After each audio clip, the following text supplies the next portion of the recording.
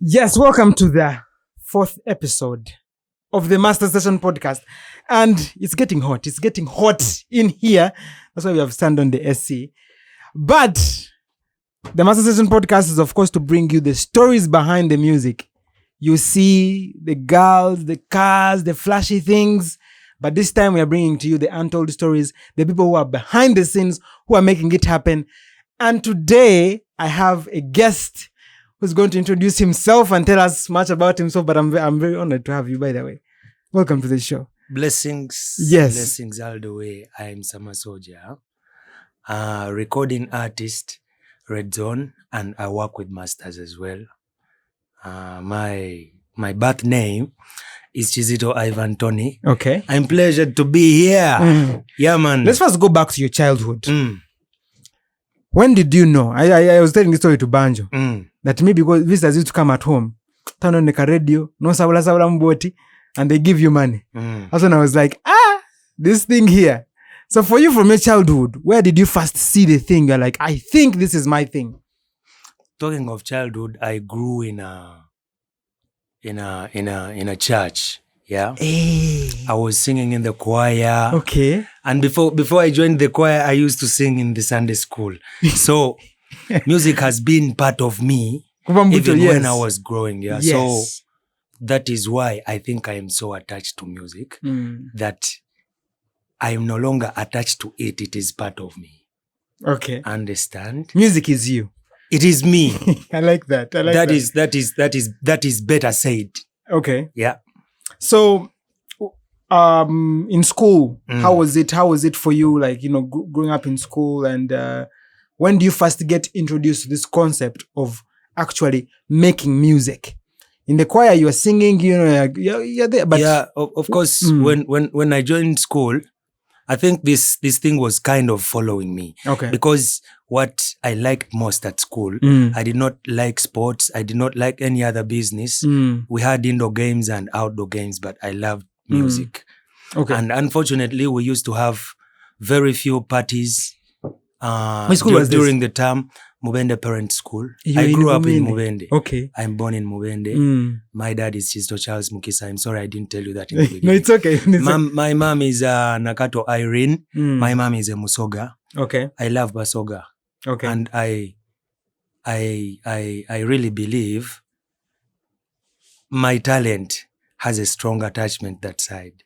Do you know the biggest artists right now in Uganda right now are all from Eastern Uganda? Deep connections in Musoga land. That could be possible, but maybe those we know. Yeah, man, there are stars everywhere. Yes. I was in Barara, I saw people who do different stuff. Yeah. I was in everywhere around the world you go. Around Uganda you go, there is different music. That's true. And there is very good art that we all would love to listen to. Okay. So there is nothing like stars are coming from here or here. Everybody can be a star from everywhere. That's true. Yeah, man. So I wanted to go deep and really look at how I grew up. No, not exactly how you grew up. In relation to music, let's talk about how you grew up in relation to music. Is that the first time you were in studio? Do you remember this? The first song that you made? Do you remember that time? Okay, I began to really love music because now I already knew I'm singing in Sunday school. Maybe because I am coming from my dad is a pastor. Okay. Maybe because this is part of me. I just took it that maybe I'm doing music because I'm supposed to do it. Okay. But then the real time when I noticed music can really pay off and music is something I really need to focus on. We had competitions and we were competing with some schools. We were competing in the National Theatre. Okay. Yeah. So when I sang, because I was... Do you remember the song you sang? I don't remember. I don't remember. Because it was a folk song. Okay. It was written by someone for us and we were performing the song. So I just had to... inter-school competitions. I know these ones, yes. So this guy, here comes a guy, he tells my head teacher, I love this boy. He's a very good performer because I really gave in all when I got to stage. Because You were dancing and singing at the same time? Singing and dancing. You know the primary school things, you know. That those common dances we used to have, you know. I could give in my whole, you know, and maybe this guy really noticed I loved what I was doing. Okay. So he told my head teacher, he's called Mr. Irumba Godfrey. He told him, I want to talk to this boy when this is done. So the head teacher came, and because I was a naughty boy at school, I thought, now what have I done? When he took me there, this guy said, I love you. I want to give you something. What do you want? I told him, I want you to buy for me shoes and a trouser. Okay. At that time, double pocket trousers had just come.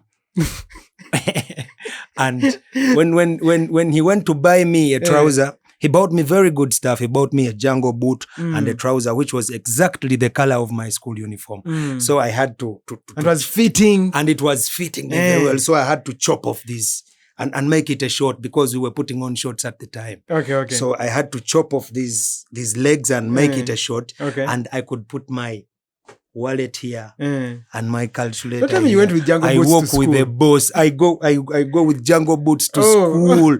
Man, I was a big man, so I noticed, music can really pay off. Then I started to really love music. I began. Let me ask this. In school, after this happens, how are the ladies treating you? You know, ladies come around beautiful flowers. They're like bees. I like this. Yeah, yes. So when they see the color of your flower is attractive, they will come in, you know. But when the flower wilts, you don't know where they go. Unfortunately. Yeah, that's true. Yeah. So, of course, ladies came in, but man, I was a coward when it came to that. Okay. Even up to now, I have a problem in that area, my friend. I doubt. You don't have to doubt. You know where the problem comes, When girls see you and listen to your music, they think you are a very, very, very, very terrible guy. Oh. Nobody can deal with you. Oh, they think you're a bad guy. You know, that is where the problem comes. So you may not believe my story, but... Are you a humble guy? Because you see now, even me when I listen to your music, actually today Bless sampled me a track which you haven't yet released. That actually now gave me that other image. Because when I listen to your music, I'm like, man, yo, this is Rasta man, like, you know. But then there's this other version. Which more are you? Are you a humble person, like personally? Yeah. Or are you, the bad guy that, the big guy that you are in the music? I think my personality has nothing to do with my music. Okay. I basically tune myself to the mode I want to reveal to my audience, Okay. But I would tell you, I am a reggae dancehall artist. Yes. And that kind of music has the two sides. You have to be rough and you have to be humble, So I'm just doing what I'm supposed to do. Okay. I come out with the two different colors and harmonize them to make a beautiful picture. That's it. You get? Yeah. That is why in my music, you'll not hear music that will sound that you wouldn't love your children to listen to. Yes. Because I mind what I sing. That is from the reggae side now. Yes. Because reggae is message. Yeah, that's true. So when I sing, I make sure somebody will listen to what I sing and they will be able to recommend me to somebody else. Okay. I'm happy Bless played my music for you. Because he knew it would not embarrass him. It is a beautiful thing, my friend. So anyway, let's go. And I'm sorry I have to go back a lot. But studio. How do you now get into studio? How do you start releasing your first song? The first time... Is this same gentleman is still with you? Which gentleman? The one who bought you the Django boots. That gentleman was from the audience. I don't even know him. I just met him once. He just gave you something. He gave me something because I did something he loved, Oh, okay. So I just noticed, I think I need to keep doing this. I need to keep doing music. Okay. Then one time, because we used to have assemblies, general assemblies at school every Monday. Okay. So on those assemblies, we were supposed to perform. You come out with something special and perform before the school. So one Monday, our teacher promised us that he was going to take us to studio and we would come with a recorded song. I was very excited about this. Then what the teacher did, I didn't really know what happens in studio. Okay. Because I had not been there before. I just knew that music comes from the studio. Music comes from the studio, yes. And now this guy comes and tells us, now we are recording. He comes with a Walkman. You know that Walkman. There is that button that records. So he came with his Walkman. He told us, who can drum? The drummers came out and they began banging desks and we began singing. And I thought maybe we are doing this for now. This music will be processed and it will come out better. Like the artists I used to listen at the time. Yes. Those of Herman Basude, Lord Fred Sebata. I thought it would sound like those. To Kadungu Kamu? Of course. I listen to all kinds of music. Wow, this is quite a connection. You know? Yeah. So this guy takes our money and he comes with what we recorded and it was sounding bogus. I told this teacher, man, you stole our money. Yeah, man. Out of anger. I wouldn't do that in my personality, but I was so angry because he disappointed us. Okay. So this teacher was so tough with me, but he could not further the case because he knew even the head teacher would be rough with him. Now I noticed this when I grew up. I was wondering why didn't he? Because oli guy nali mumanyi nga watabu nga asobola okukola buli kimu okussa mu position yo. But he ended it there because he knew he wasn't wrong. So that was the first time I tried to attempt to enter studio and it was unsuccessful. Okay. Then the first time I got to studio, I escaped from school. The love for music makes us do crazy things. You know, and unfortunately I got an accident and hey, yeah, you escaped. I escaped from school and got an accident. Yeah, so the first time you're going to studio, you escaped from school and got an accident. Why? Because I knew I had discovered one technique because I was writing my music in the books and would sing for my friends in the dining hall or in the dormitory. On the table, banging on the table. You know, and it used to sound cool, but I tried to figure out what could make it sound better. I said, I need to align tracks to my music. Yes.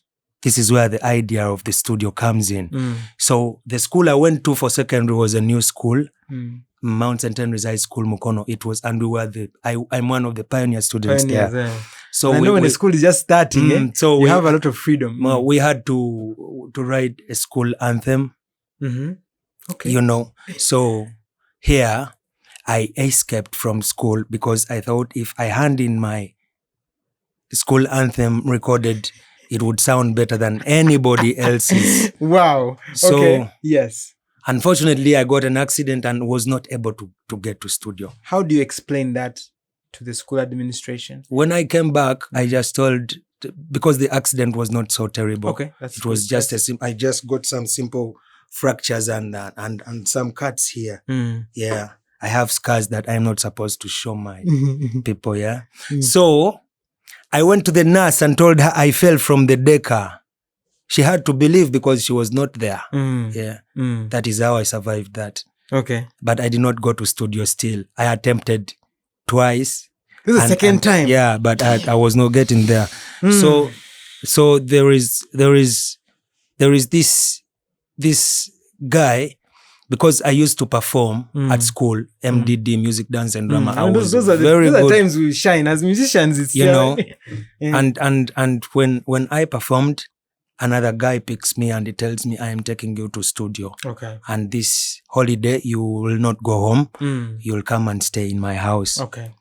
I did not even ask for permission from my dad. I just told him, I will stay at school. I will be busy reading my books. Holiday package. You know. So this guy, what he did for me was good. I love what he did for me. And I appreciate him. He was a soldier. Shout him out, man. Yeah, man. I don't know his name. Okay. But his son, Bravo, I remember his son. Okay. Yeah. We were to so school people would together. see you, and this is the second time this is happening. Someone sees you and is like, I want you to come and I offer you this because power of music. Yeah. Then when this guy took me to his house, he was a very busy guy. He was supposed to drop me to studio every day, but he couldn't do it because he had a busy schedule. So I used to foot from Chiyunga. Is it Mukono? Mukono side. The school is in Mukono. So I was in Chiyunga, that side of Mukono. You just head inside there. I had to foot from Chiyunga kubiyinja. Chiyunga kubiyinja webayitawo. Nga nvaawo nentambula paka Mukono mu tawuni, nentambula paka Lugazi ku studio. Yo, Lugazi. Yeah man, ngate sibulirwe ntambudde nti nkola. Ngolukati waliyo gaye yali ayimbanga Bobby Wine nga bamwagala nnyo ngera bwajja teri muyimbi akwata ku mic. So nga tubeerawo nga naffe twafuuka bafaani be nga bwajja babongako yamani. Ne mugamba ono yakuba nga ye mwana bamwagala kati nga ffe tebaturecordingira music waffe kyokka ng'omugagga yasasula ssente. Yeah, the man had paid money. You know. Nga mumanyi n'omumanya. Ngero olumunyiga ne mukubira ne mugamba afande. Mwana nendero sikoze na kamukubire. Namukubira awo nenga oliga ayogera mpola nga mukakamu nga toyinza munyigira Zion. The studio was called Zion. No guy bali bamwita Zion. Si Zion ke oli bali bamwita Zion. Studio yali eyo Lugazi. Mwana guy nga ntambuza kati luvanyuma nnyo nalyoka mpa music wange muganda wange nabamba ku ssomero. Abaana kati bali banzolea nnyo nga bagamba siyimba Luzungu. Nenkolayo reggae nga ya Luzungu. Ne bagiteeka mu akanyumba okajjukirako the first song. I'm sorry, I will not sing for you because I'm not proud of it. They get to like artists, they bring their first songs they ever made because I might remember the first one. Yeah. But it was a hit for you. It was kuli kwali kubambamu kutiisa bachali gomanyawo nga emmese nga zitujoga nga batugamba talina luyimba togenda ku performinga twakoya bamayiminga osoko obukuta kakati nga luvanyuma nnyo nga bayimba babuze bagamba bamayi mu 5 ninga nze nkoyo sasule 5 ezo njagala leeta nendeeta endongo yange mani nabamba yali Rivers Party ya S6 nga nze ndi mu S3 ne bagamba mwana mu butuufu tukoze pate eno naye gayo yajja tuyimbiremu nenga nemweyo kilasi mulimu abayimbi kati just imagine kabanda babwe bati balaba kachali kayanga naye nga nyina music nga nange nkimanyi nenyingira wali nenkwata mic nensabula olusooka nensabula olwokubiri nenvaawo nga ndi wa tabbu nnyo. Yeah, my journey kept going like that. Now you see, kati wanonga ku ssomero already abaana bandaze nti oli wa kabi. Yes. Osobola. Nensoma. Kuva mu senior 3 nga nze ndi wa tabbu. Just imagine. Nga ndi sita ku ssomero tebankuba na kibooko. Master wankwatira mu musango biba bya teesa. Tayinza galamiza mukulu munne. Osegeera. Mukulu munne. Nga bamanyi eno super. Ngabangamba come to the office. Nengenda netwogera ne bampayo bu punishment yao ne bansimuzisa veranda kubanga nali wakabi kakati kati bwe nava ku ssomero mwana ngenda okulaba muzeeyi pulani ye nga maze senior 6 pulani ya muzeeyi nyingire church ye nkube ennanga nfuke professional pianist we kale it is a good thing. But serve the Lord, yeah, it is a good thing. We have to. I had a different direction, you know. Jenjagalo kwata. Kubanga as a youth ngankula. Omanyi omuyimbi ne yasinga okunjagaza okuyimba n'enkiremerako kale bakamiri baaliwo bonna baali batabbu. Naye ku kyalo ewaffe ABDUL MULAASI oyo omulaba. Yajja ewaffe one time. This guy nga tebakkiriza abantu mulaba yajira mu motoka safu ya black safu yate zaliko ne bagireta bapakinga ku mulyango wennyini wagenda osula teri mulaba okitegeera nayingira nga ndaba ebitiibwa bingi abakazi abalungi ku kyalo buli musajja be yeegomba bonna basinza musajja okitegeera ne ngamba wallahi bino ebitiibwa mwennyini otambulira. Era ABDUL MULAASI oyo nayimba nnyo ennyimba ze nga nkula nga nze onsanga ennyimba za ABDUL MULAASI nziyimba nzijja ku mutima okitegeera kati bwe nkula bwe nti netandika okulaba abalala awo netandika okwebuusa of course nga ne ABDUL MULAASI batandise okuggwako kati muzeeyi wange pulaani ye bwe ndaba nga yakunteeka wali kunyiga nangaye ne ngamba omusajja ono lwakitandika nenyimbira ensi okitegeera kwegamba nga nze ngeza because the character of the artist I wanted to emulate yali tesobola kubeera tolerated in the kind of family I was raised. That's true. You know nga nyina okusalawo okitegedde nga nyina okusalawo mbeeko kye neekolerawo ng'omuntu. How was that decision? A decision osobola ne muzeeyo n'omubuulira that because it is heavy omanyi bino ebintu bino family, you know, family is like a rock. Okwemenyako ebyo byonna nali mbimanyi era nabirowoozako emirundi mingi nnyo naye ne kye nakola kyanyamba kitegeera abantu tebakimanyi kambagambe nenva ewaka nengenda nentandika okubeera ku Arua Park natuukirawa yaman natuukira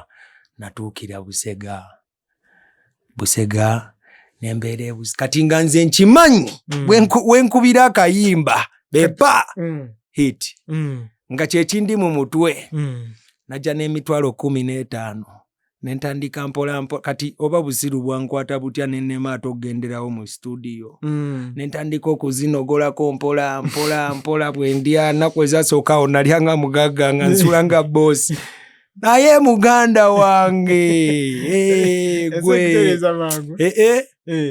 omanyi nze nalyanga cabbage mani nga bazireetaawo ezivunze ne basalako ne bazisuulaawo n'olondako side ekyalinamu kitegeera naye Katonda natuwanguza alina gye yatutusaayo. Breakthrough wagirabirawa? nze tewali bya breakthrough oba ki naye when agenda ku street when abeera ku street yamakinga nayiga ebintu bingi nnyo bye sitamanyanga ewaka kitegeera nga simanyiko nti abantu basula enjala you know nga simanyiko nti engeri muzeeyi gye yali ankuzaamu kyali tekiyinza kunyamba you know because everything was there. He was giving me everything, but I was a man now. You know, maze okusoma form 6. Nyina okubaako kye nneekolerawo. Nembeera ku luguudo kyali wange obi wange bamuyita Maluda Charles. Yansanga nga maani engoye zinjulikidde ku mubiri nga I'm helpless. Sente zaggwawo dda. Nengamba oba nzireyo ewaka nenga njagala yimba ate ng'ewaka tebanzikiriza yimba kati nkulaga eggwe muzeeyi wange alina compound ennene era ebivvulu byonna ebyabeeranga ku kyalo kyaffe babikoleranga waka nenga tatukkiriza gendayo. Ekivvulu kiri waka? Mu compound yaffe nenga tatukkiriza gendayo ate nga muzeeyi oyo omulaba eyatuyigiriza music nga tamanyi. Buli we twabeeranga mu mmotoka ye oba buli we twabeeranga awantu wonna nga tuzanyira music. Twakula tuwulira music. You know. Okuteeka emmere mu maaso nagamba tugirya. Abalokole bayimba nnyo. I want to assure you. That's true. Waliyo abasajja abayimba ba South Africa. He used to buy that music. And nenga kujirako n'Abakongo because Abakongo at that time bebaaliko ate ne bye bayimba tetubitegeera. Nze nakula mpuliriza Bayondo Sisters, nakula mpuliriza Koffi Olomide, nakula mpuliriza ba Papa Wemba, nakula mpuliriza abayimbi abakabi from Congo. Abazadde, essentially you were fed music both in the church and home. And at home. Music was there. And now he's telling you, no. He didn't know. He didn't know because nange nachirealizing nkuze because as an artist, I had to discover who I am. Yes. How I became who I am. You know. When I took the tape back, I had to learn that the music I sing was fed to me by my dad. He was a good guy for that. And ntimanyi naera yakikola takimanyi. But yeyo reason kulwaki ndi kyendi. Nawuliriza music omulungi mungi nga nkula. Then on the street, when this guy Maluda Charles speaks me from the street and tells me, Sama, what happened? Why are you like this? Of course, I didn't have a reason. Because omuntu womugamba mbu naveeka nga banganya okola kyenjagala kulaba nga musiru. Naye munange osobola okufa nga kyoyagala tokikoze ne kikukaabirako ggwe nga ggwe omuntu, you know. Because kati essaawa eno tunulira abantu abali inspired by what I do. Nyinza okuba sirina bugagga bulabika, but I'm blessed. You have touched people's hearts. You know, omanyi abakyala ababadde bano bane bakomawo ewaka because of my music. Bangi nnyo. Music wange ali yali busy fixing relationships. Music wange azimba bufumbo. Marriage is abantu bazadde ku music yo. Exactly. Twali twogera ne skills ye agambe mbu waliwo omuntu yali akivaako nze nzizeeyo mu kyalo naye yawulira eŋŋoma agamba kannemereko Katonda alemerako najja n'afuka you changed his life. So music. Yeah, so when Maluda gets me from the street, he takes me to his house, his mother's house. Mama wabeera Bulaaya. Natandika okubeerawo. Tubadde wakabanga katene then ne bamugamba mama wakomawo. Nali sisobola sigalawo kuba nali stranger. Okay. Okitegeera. Nalina omuvinga. Kati ntestinzeeko ku buwoomi bw'enju saagala kudda bweru. Nenkubira kyali wange bamuyita muzeeyi omusajja oyo abeera Makindye. Nga twasomako naye nga mukwano gwaffe, nga mukwano gwange. Yabeeranga n'abavubuka bangi from our school. Kubanga ye bali bamupangisiza ennyumba mu Makindye ng'ate tabeera na bazadde be. So walinga waka watwanguyira okubeera. I go there, start living with him. Kati obuzibu bwe bwava ate enveeyo eyo. Muganda wange yafuna omukazi ku Aitebo awo. Good life yali yattabbu nnyo ebiseera ebyo nga Aitebo yeesi. Wabafumingako ku Aitebo? Of course, several times. Yes. Several times. Kakati mukwano gwange onaafuna omukazi omulaba asobola ottabulembe. Omukazi asooka kugamba vaawo awo nga takyogedde. That's true. N'akola bukozi actions and you know this person does not want to see me here. Ngenda okulaba bafumba emmere nze sifuna. Ngenda olaba bagala okwetaayamu ng'abaagala nanga nze ndi problem. I had to go to the street again. You go back to the street. Yeah, man. But all this time, you're not recording music? I'm not recording music, but I know in my head I'm the best artist. Yeah, man. Kubanga nze teri promotion gye nalinnyako ku stage ne sitavaawo na kyenkimye. Era nze nagenda nga ne bakyali bange awo erugogo ne mbagamba kaakati mwagala ki? T-shirt bazigabawa. Natugendawo. Kati ebyo ebiseera nga sirina recorded music wange. Nenze nayimbanga music wa Chameleon ng'oyinza okugamba yenze Chameleon. Ekyo ekitonde nakirina kuva ku ssomero. Kati bwe ntuuka ku Arua Park maani ate ku Arua Park awo nalabirawo ebintu bingi. Maani nalaba ebintu bingi. Nalaba buli kika kya drug ky'omanyi. Nalaba buli violence gy'omanyi. Nze we nasooka omulundi gwe nasooka okulaba emmundu. Pistol. Nagiraba bagitadde ku mutwe gwa kyali wange. What? Yeah, man. You know, yafa n'okufa man. Rest in peace. Naye ebintu bye nalabira ku Arua Park bingi nnyo. Kakubuuza kino. What was kiyinza okugamba mbu omwana yena ali ku street alimu eyo embeera. Let's say kale bino video gitanze ku TV oba aligira ku YouTube.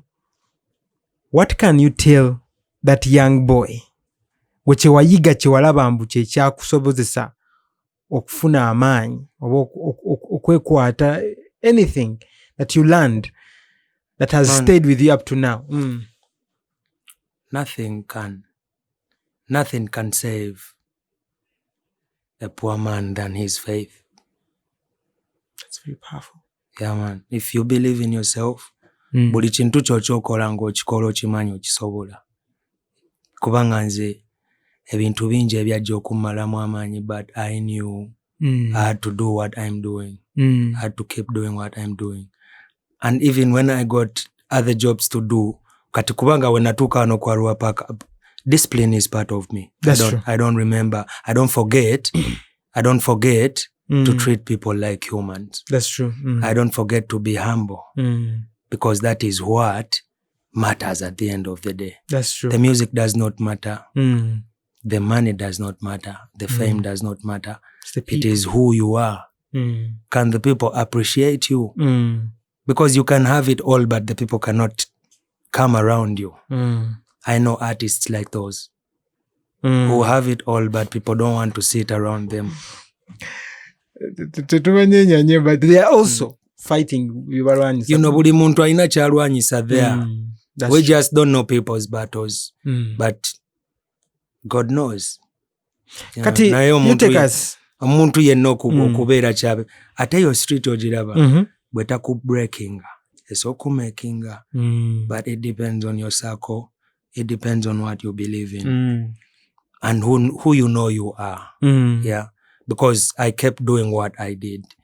Ngansula bweru. Mwana yagwe busega with that dream. You know. Yasigalawo. You know.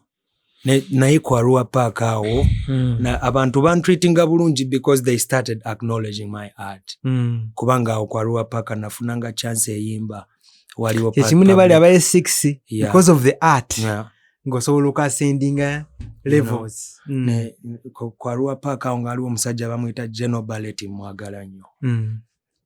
Yali turning point yange. Because when he saw me on the street, he told me, "Why are you here? You look young." Nemugamba njagala kuyimba. Ndowooza nga ate naye alinamu ka history k'okukola ki? K'okuyimba. So he saw my pain. He told me, "How long have you been staying here?" I told him, "I don't stay here. I come and go." "Where do you go?" Then weyambuuza ebibuuzo ne binsukako, I had to tell him, "I have no home. I'm staying here." Kati General Ballet yalina omukazi omukambwe. Ng'omukazi oli kati General nga ndaba ayagala ntwale waka. Nenga aliwo ekimulemesa nga buli wabeera avaawo mulaba ng'ennaku emuluma. Menze nali nsula bulungi and I was already used to the kind of life. The only problem was police and the rain. Yeah, because empewo twali tuli used kuyo nga twagifunira dda solutions. Only when it rained, that's when we had problems. Kati we nabeera kwa Arua Park awo, sijja kuyisa buli kimu in details, sagala kabira ku cameraman. You know, ne waliwo gaga coaches awo kwa Arua Park, I guess you know. Yeah, coaches nyakuni mumanyi. Coaches ezo nenfuna omukwano gwange nangamba, "So can you clean the bus?" Okay. Yeah, I told him I can. Okujoza yonna. Si kujoza yonna munda. Okujeera biki. Okay. Because eno wabweru ebeera abantu teyozebwa na muntu nga erina bakafulu. But it is a service that is, I think, takes a little bit of practice. Yeah? That's true. So nenongosa bus nga sifaayo baba nsasula nenga njagala sulamu. Then when nasulamu ebironga bibiri, I realized nasula. Eyo basi gy'olaba enyogo g'ekiro. Eba nga nkuba. Emitto gya buveera. Wansi kyuma. Ya kyuma. So nenva mu basi nenzirayo wabweru. Nenga bampayo 2,000 buli wenjiyera. Nga 2,000 ezo nzikozesa okulya ne General Ballet yampanga ekyokulya. So sijja kwewaayiriza nti street life yange yali ekaabya nnyo naye era nga omanya abantu benabeeranga nabo, there are those things that happened bingi. Me myself, I'm a product of the street.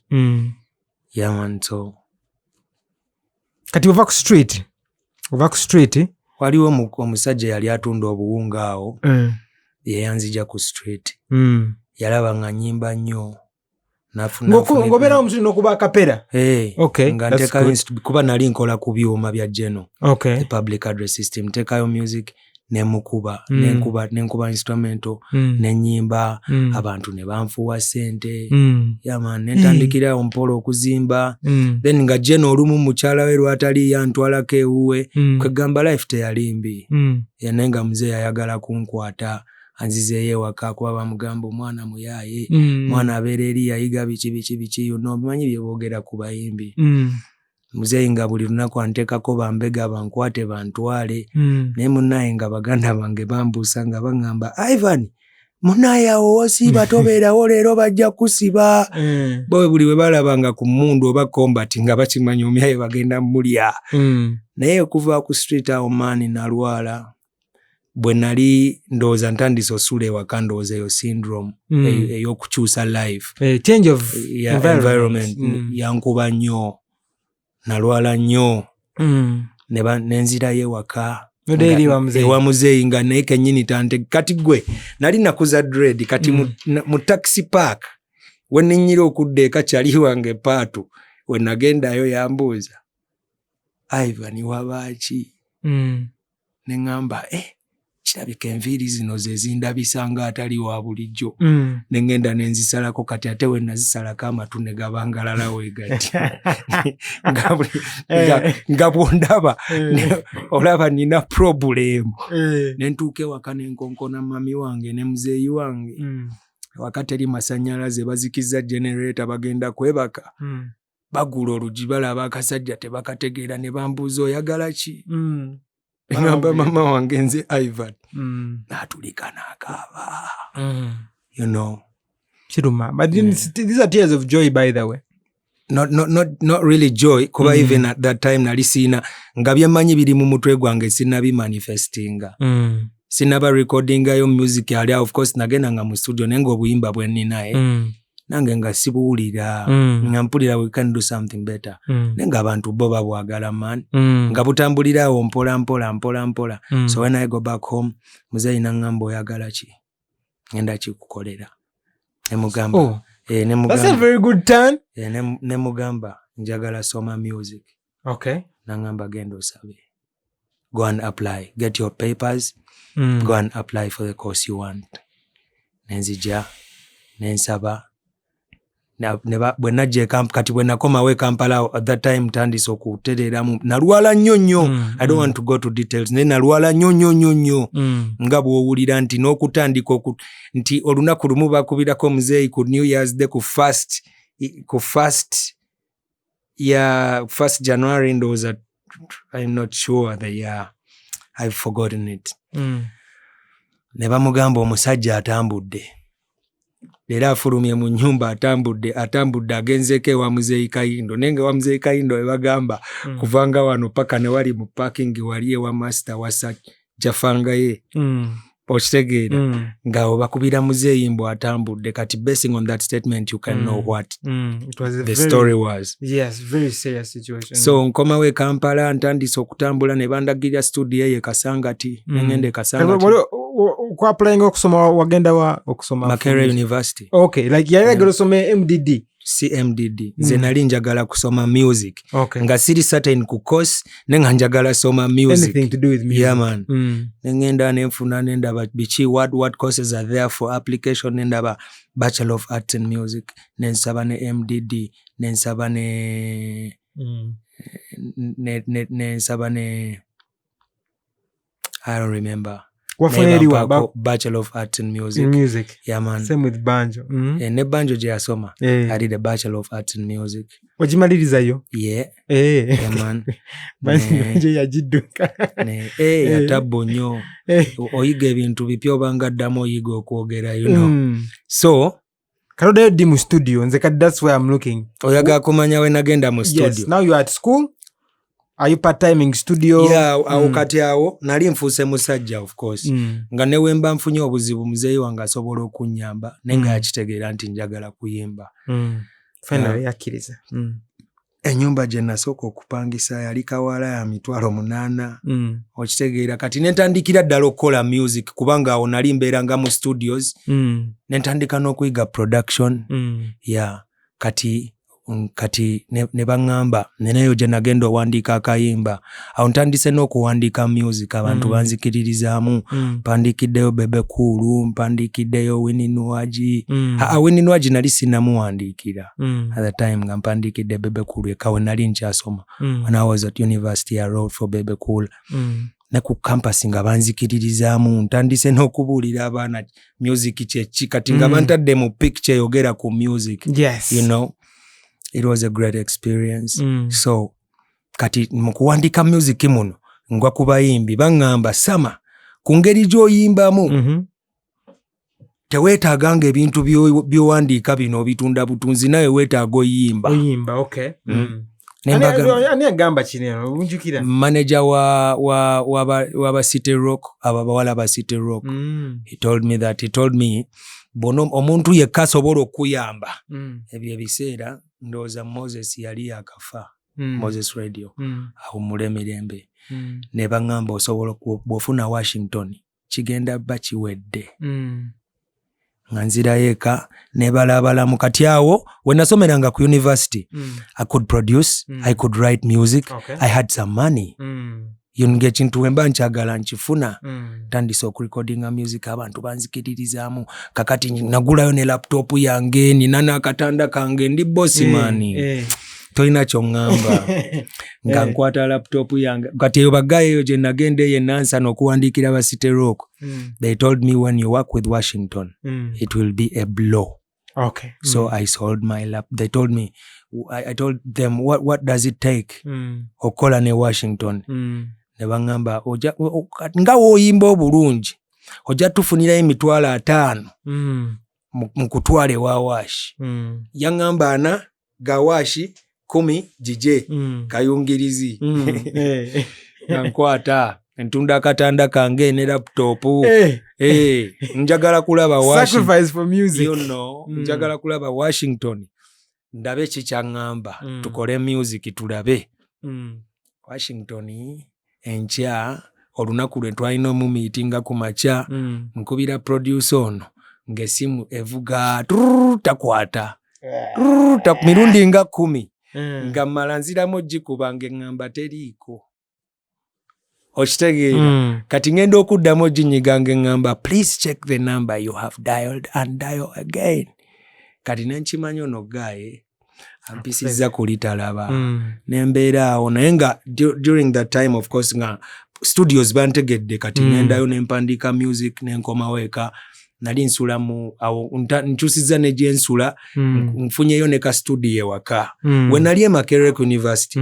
nali producer waba students ngamba kolera music because you have to deliver music yes you have to deliver coursework in music I used to produce for them gamba kya 10 wano newe bajjayo 10 okitegeera kiba kimmala nga bana bajja tukola music nfunamu akasente kange akawera then this is how I made this is when agenda ku mastermind kuba gye nali nkoledde Bebe Cool music okola oluyimba olwokubiri nga maze okukola olusooka nensangayo omusajja bamuyita Njovu naŋŋamba Sama toddamu kutunda ebintu byeyimbire awo netandika okurecordinga music naŋŋamba nyina omugaga gwe manyi I'm going to connect you to him abeera Denmark bamuyita Melo ayina record label bagiyita Red Zone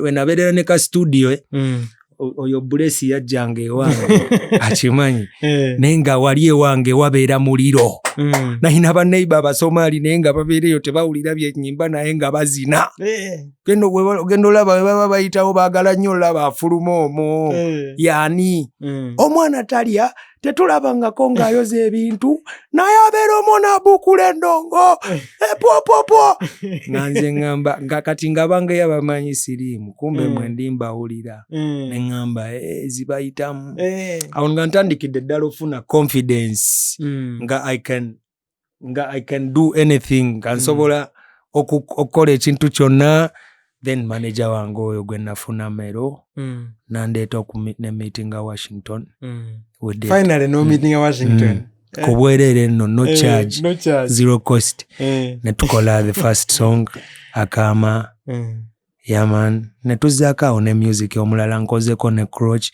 nkozeko ne Sim, nkoze ne ba producer bangi, and I'm proud of who I am.